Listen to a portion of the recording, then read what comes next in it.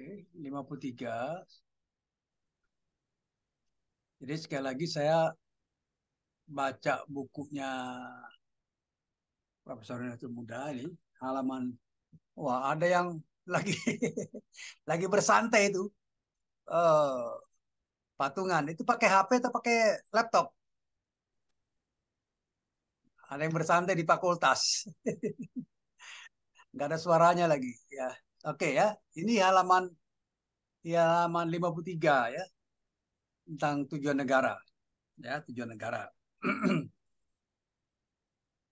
Nah, disebutkan di sini beragam nih pemikiran tentang tujuan negara ya. Tapi yang penting bahwa tujuan negara itu menjadi bagian dari pembahasan tujuan negara. Itu yang itu. Kemudian eh, negara ini sebagaimana dipahami adalah sebagai lembaga yang diadakan manusia untuk memenuhi kebutuhan yang vital ya. Nah, dia bahkan Plato dalam bukunya Republik menulis bahwa negara timbul karena adanya kebutuhan umat manusia. Jadi negara itu begitu ininya, ada kebutuhannya yang diadakan sama ini ya, sama negara ya. Nah, untuk memenuhi itu kebutuhan manusia tidak mungkin orang per orang ya memenuhi kebutuhannya. Makanya perlu perlu bersama-sama ya, perlu bersama-sama bentuk organisasi. Jadi negara itu sebuah organisasi. Ya, jadi kemudian oleh karena itu menurut Roger Saltow ya mengatakan tujuan negara ya adalah untuk memungkinkan rakyatnya berkembang serta menyelenggarakan daya cipta seluas mungkin. Ya.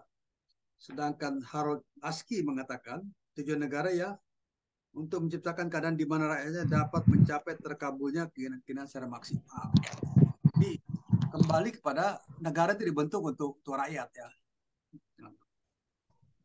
Ya. Tapi ada lagi yang mengatakan bahwa Sanyang misalnya mengatakan kalau orang ingin membuat negara kuat dan berkesepak, maka harus membuat rakyat lemah dan miskin. Nah, ini pendapat pendapat pemerintahan otoriter, pendapat otoriter ya. Ini yang berbeda dengan yang lain. Kemudian Machiavelli mengatakan, ya Machiavelli dalam bukunya Il Principe, katakan bahwa ya penguasa sebagai pemimpin negara harus bersifat sebagai serigala dan singa. Ya, sebagai serigala dapat mengetahui dan bongkar rahasia yang bisa merobohkan negara karena kelicikan. Ya, sebagai singa bisa menaklukkan binatang lain. Jadi faktornya faktor kekuatan. Ya, tujuan bisa dicapai dengan kekuatan. Oke. Nah, ini yang penting saya kira bisa dibaca halaman 53 ya. Kemudian Immanuel Kant. Ya, Immanuel Kant mengatakan tujuan negara yang membentuk dan mempertahankan hukum. Jadi Immanuel Kant ini filsuf ya, seorang filsuf yang menghendaki bahwa hukum harus tegak dalam suatu negara. Jadi itu yang beberapa tujuan negara ya. Dan kemudian kalau kita ke Indonesia ya, negara Indonesia adalah sebagai negara yang menganut prinsip demokrasi konstitusional. Jadi demokrasi konstitusional adalah demokrasi berdasarkan konstitusi. Ya, semua ada di konstitusi. Dan tujuannya satu, ya, melindungi segenap bangsa Indonesia dan seluruh tumpah darah Indonesia. Dua, memajukan kesejahteraan umum. Tiga, mencerdaskan kehidupan bangsa. Empat, mewujudkan ketertiban dunia berdasarkan kemerdekaan, perdamaian abadi, dan keadilan sosial. Ini yang penting. Pertanyaan saya gini nih, kalau di kelas yang lain kan ada permintaan agar dosen sering diskusi dengan mahasiswa. Sekarang saya diskusi, saya tanya satu. Oke, sekarang Rapel Maita. Coba jawab. Nah, Berapa? ya. Ini kamu orang apa, Rapel? Orang Timor Leste atau orang apa? Orang Kupang? Siap Ambon, Bang. Maluku. Ambon. Ambon, Pak. Siap Ambon, Pak. Ambon mana? Siap, Pak. Ambonnya di mana Ambonnya? Jaringannya putus-putus, Pak. Nah, jaringan putus-putus ya. Oke, sekarang Iya, jawab Pak. Tidak pertanyaan kurang saya. kedengaran.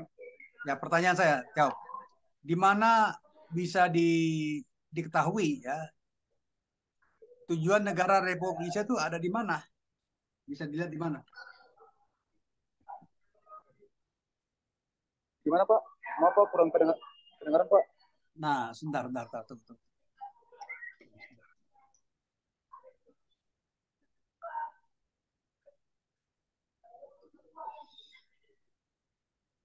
Oke.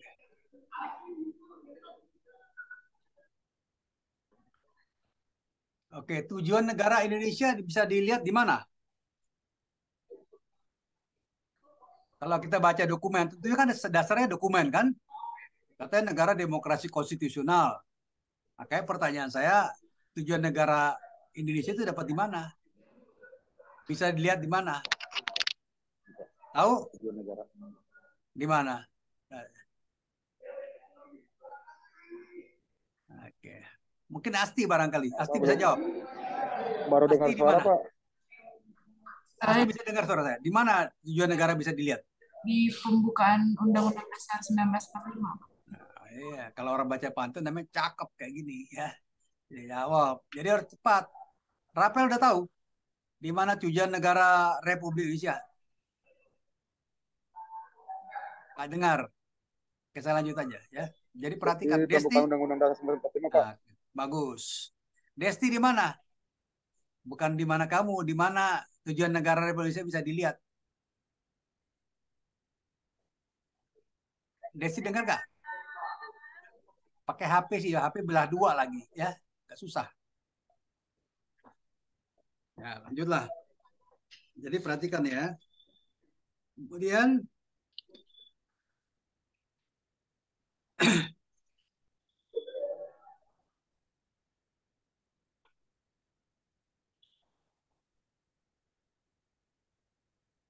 sekarang fungsi negara ya, fungsi negara.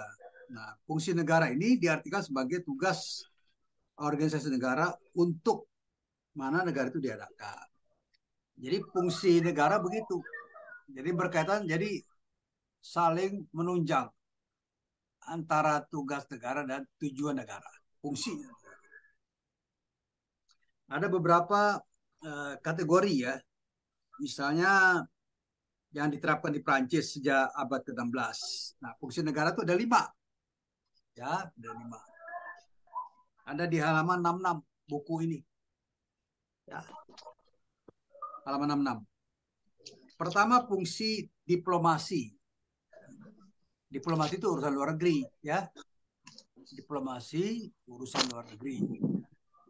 Kemudian apa lagi? Ada defensi, bentar ya. Defensi itu artinya mana? Mesti nggak kayak gitu gini.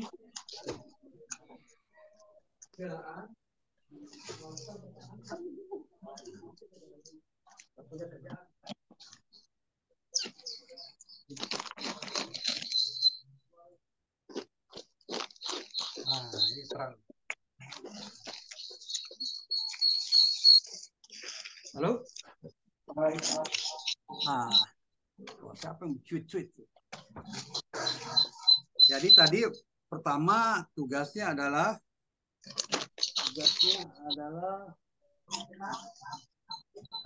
diplomasi, defensi, ya. Kemudian ada lagi finansi, artinya mengendalikan keuangan.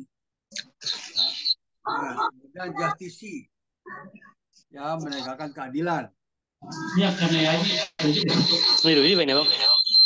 Dan yang terakhir adalah fungsi penegakan hukum polisi. Kira-kira. Nah, kalau ada pertanyaan nanti bisa dijawab ya. Jadi kembali pada ini. Kemudian ada lagi pendapat lain dari John Locke. John Locke mengatakan fungsi negara dibagi 3. Fungsi legislatif, fungsi eksekutif, dan fungsi federatif. Nah, sekarang saya mau tanya nih. Bayat di rumah ya? Bayat di rumah? Hilang. Di rumah, Pak. Oke, sekarang jawab nih. Kalau fungsi legislatif itu contohnya apa? Negara itu kan ada fungsi legislatif. Contohnya Oh, apa? Pak, putus-putus suaranya. Ya, fungsi legislatif itu apa fungsi legislatif? Ah, aku nggak kedengeran, Pak. Coba Fungsi bentar saya legislatif, keluar masuk lagi, Pak. fungsi legislatif apa? Nggak jelas.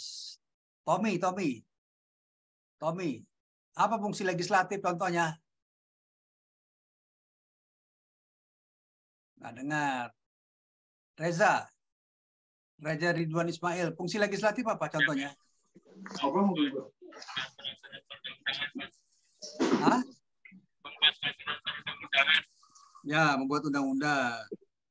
Kalau fungsi eksekutif apa? Ini saya mau tanya nih. Zaki di rumah atau lagi di jalan? Nggak jelas. Rizky. Iya Pak, maaf. Baru bisa, iya Pak. Apa? Coba contoh fungsi eksekutif apa? Fungsi eksekutif. Ya, eksekutif ngerti nggak eksekutif apa? Eksekutif itu fungsinya menerapkan dan atau melaksanakan undang-undang, Pak. Ya itu urusan pemerintahan ya. Oke. Oh. Oke. Kemudian ada lagi fungsi yudikatif. Fungsi yudikatif tuh apa? Tadi Zaki karena tadi udah bisa jawab. Zaki apa fungsi yudikatif apa?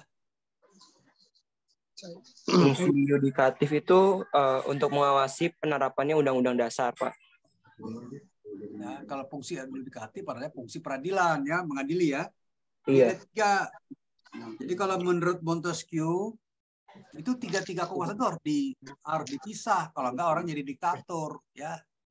Dia membuat undang-undang, dia menjalankan, dia juga menjadi hakim, mirip ke Raja Louis ke-14 di Perancis. Nah, ini yang sederhana saja, tapi di antara ketiga kekuasaan ini harus saling mengawasi, namanya check and balance ya.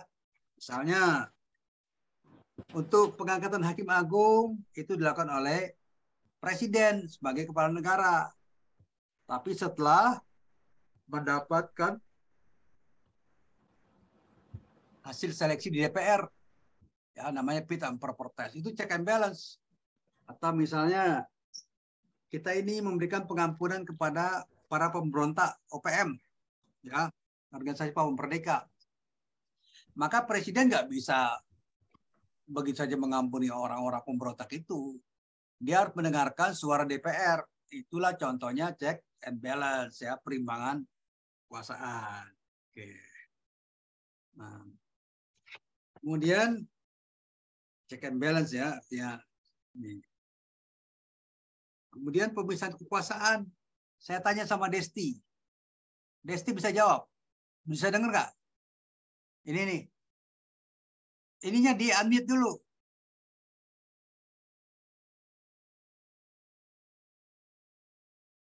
Ada? Wah, dia susah nih. Raihan bisa dengar saya nggak? Itu unmute dulu.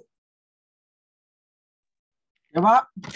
Ya, sekarang pernah dengar nggak pemisahan kekuasaan di antara kekuasaan eksekutif, legislatif, dan yudikatif? Pernah dengar istilah itu? Maaf Pak, di sini hujan gede, jadi iya, jadi gede. jaringannya. Ya sudahlah. Ya, hujan gede dengar aja ya. Siap. Oke, kemudian siapa lagi bisa ditanya? Zaki pernah dengar ini teori pemisahan kekuasaan? Apa, Pak? Teori pemisahan kekuasaan. Pernah dengar nggak? Pernah dengar, Pak. Oke. Itu maksudnya pemisahan kekuasaan legislatif, yudikatif, dan eksekutif itu diadakan untuk apa? Kekuasaan itu dipisah, nggak boleh tangan satu orang. Supaya apa? Kekuasaannya dipisah agar tidak, apa ya, kan kalau terpisah tuh jadinya saling bisa mengingatkan. Kalau satu orang saja tuh lebih takutnya semena-mena ya. Iya nggak, Pak? Betul. Ya, udah benar tuh jawabnya. Itu menjawab model mahasiswa. Ya, jawaban model, tapi udah betul. Ya, udah betul tuh. Kalau mahasiswa udah jawab kayak gitu udah benar. Ya, nah, secara akademik secara buku kita bisa bilang bahwa pemisahan kekuasaan di antara 3 cabang kekuasaan negara, ya, yaitu eksekutif, legislatif, dan legislatif, dimaksudkan supaya tidak terjadi penumpukan monopoli satu kekuasaan di tangan satu orang. Tadi Zaki udah dijawab ya, supaya tidak menimbulkan kesewenang-wenangan, ya. Jadi dia undang-undang juga, dia buat peradilan segala macam. Nah, itu yang contoh-contoh ya. Dan kemudian pemisahan kekuasaan itu bisa dilakukan secara pemisahan kekuasaan atau bagian kekuasaan, separation of power atau bagian kekuasaan, ya. Oke, itu yang istilah-istilah yang harus dipahami ya. Oke. Kemudian juga ada John Locke. Ya, John Locke mengatakan bahwa tujuan dan fungsi negara itu bisa tercipta karena ada perjanjian antara rakyat dengan penguasa, dalam hal ini raja. Jadi ada perjanjian, oke, saya serahkan kekuasaan, mandatkan, tetapi rajanya harus memberikan perlindungan, mengupayakan kemakmuran buat rakyatnya. Kira-kira itu yang tujuan perjanjian ya. Dan karena itu, seperti tadi dikatakan kawannya, supaya tidak ada kesenang-wenangan ya antara ketiga kekuasaan itu. Nah, ini banyak lagi bahasan-bahasanya ya. Dan nah, ini ada lagi yang memberikan penjelasan ya, mengapa atau pemisahan kekuasaan ya. Saya dari namanya E4 Jennings di halaman 74 buku ya. Jadi halaman 74. Nah, saya minta ini kalau ada yang rajin mencatat kuliah, sharing dengan teman-temannya, jangan pelit ya. Begitu juga yang malas atau yang kurang cekatan menulis menulis catatan kuliah, minta tolong dengan temannya, boleh difotokopi. Jadi harus sharing ya, sharing berbagi ilmu namanya. Nah, kalau menurut Iperjani mengatakan dia membedakan pemisahan kekuasaan dalam arti material, dalam arti formil. Ya, dalam arti material adalah pembagian kekuasaan dipertahankan dengan prinsip-prinsip dalam fungsi-fungsi negara secara karakteristik, memperlihatkan pembagian kekuasaan pada 3 bidang ya. Itu yang secara material. Jadi prinsipnya fungsi itu dipisahkan betul. Kemudian secara formil ya dipertahankan secara tidak pernah secara prinsip. Ini kelembagaan maksudnya ya. Nah, kemudian menurut Profesor Bagirmanan ya, bahwa pemisahan kekuasaan itu intinya adalah independensi dari masing-masing negara. Ya. Sampai sini suara saya jelas nggak? Saya pengen komunikasi dengan Desti. Desti jelas nggak suara saya? Zaki jelas ya? Suara saya jelas? Jelas, Pak. Oke. Nah, itu menurut Profesor Bagirmanan ya. Jadi dibilang independensi masing-masing. Jadi kekuasaan legislatif tidak boleh dicampuri kerjanya oleh presiden, kekuasaan eksekutif. Begitu juga DPR tidak boleh campur tangan terhadap pekerjaan eksekutif. Begitu juga DPR, ya, eksekutif, legislatif, dan eksekutif tidak boleh campur tangan ke dalam pekerjaannya yudikatif. Kira-kira kayak gitu ya ininya. Ini berbagai macam lagi ya contoh-contoh pemisahan kekuasaan ya. Nah, lembaga yudikatif ini bisa dibilang independen kalau dia memutus perkara tanpa intervensi dari pemerintah, dari DPR ya, atau dari siapapun juga di luar dari kekuasaan hakim.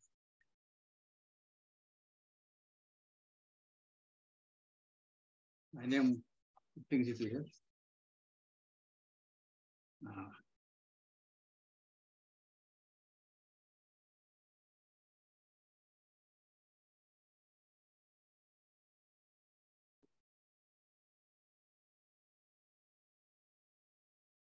ini juga ada pendapat dari Hans Kelsen, ya, Hans Kelsen mengenai konsep the state organ.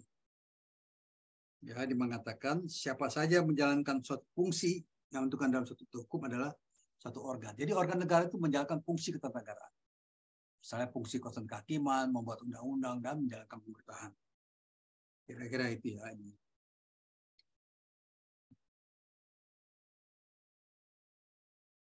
Kemudian kita bicara kalau tadi pemisahan kekuasaan, kita bicara tentang juga organ negara. Ya. Organ negara ini dipilih atau diangkat untuk menduduki jabatan atau fungsi tertentu. Jadi nggak bakal mungkin dia tiba-tiba mengangkat diri sendiri sebagai wali kota atau ketua pengadilan, dia harus diangkat. Ada proses administrasi untuk itu. Ya, seperti itu ya, model-model macam-macam. Kalau DPR itu diangkat, dipilih oleh rakyat langsung. Ya. Tapi kalau ketua pengadilan, ya, dipilih berbeda, ya. Prosesnya berbeda. Nah ini yang saya kira tadi dari halaman 53 bahan kuliah sampai halaman 82. Ya, jadi kalau ada ujian nanti, ada ujian, ada tes ya. Pertama-tama tes itu bersifat open book. Ya. Kemarin kan sudah saya kasih ini ya, saya kasih contoh bagaimana ini ya, bagaimana model soal, bagaimana menjawab. Sudah belum? Belum. Sudah? Belum, Pak. Belum ada, Pak. Belum, Pak. Oh, belum. Oh, Belum PIH ada, Pak. ya? PIH ya kemarin? PIH sudah? PH juga belum, Pak. Belum juga, Pak. Oh, kelas yang lain kalau gitu. Jadi gini, nanti saya bikin model soal ya, latihan ya. Tapi walaupun latihan itu harus dipelajari secara benar. Kemudian dijawab. Ya, dijawab nanti kita diskusikan. Ya, jadi malam ini atau besok saya bikin soal untuk kan kelas ini kan ilmu negara dan PIH ya. Betul. Ya, Pak. Betul, PIH dan ilmu negara. Ya. Ya, betul, Oke. Pak. Iya, Pak. Nanti saya bikin soal, kemudian latihan menjawab. Ya. Sekarang baru tanggal berapa? Tanggal 2 ya? Artinya kan mulai ujian UTS mulai tanggal 7 ya? Betul, tanggal 7? Iya, tanggal 7, Pak. Iya, mulainya tanggal 7, Pak. Oke, gini. Kalau hari Senin itu ada ujian nggak? Hari Senin pagi jam 7, jam 8? Ada, Pak. Ada ujian? Ada, Pak. Ujian apa? Bukan anu sih, Pak. Tapi jam 10 mulainya, Pak. Hah? Senin jam 10.30, Pak. Kenegaraan. Apa tuh 10.30 apa ada kuliah? Bukan. Ujian, Pak. PKN. Ujian PKN. Ya. Kalau gitu sebelumnya ya. Jadi kalau saya kasih waktu nanti mungkin besok ya atau besok lah saya kira saya bikin soal ya. Soal latihan kemudian dijawab. Nanti saya kasih waktu untuk kita diskusi. Saya pengen tes satu persatu nih. Gimana? Ya, kan masih ada waktu ya. Berapa hari lah supaya kita bisa lebih baik ininya. Ada yang mau ditanya nggak? Tentang kuliah ini, materi kuliah. Tapi yang penting nih semua harus punya ini. Ada yang nggak punya buku? Saya, Pak. Ada yang nggak punya buku nggak? Saya, Pak. Siapa? Yang nggak punya buku siapa? Saya, Pak. Tommy. Iya, Pak.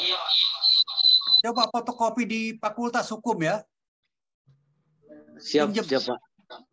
Bukankah kemarin saya kasih bahan ini? Asti. Iya, Pak. Udah di fotokopi semuanya, Pak.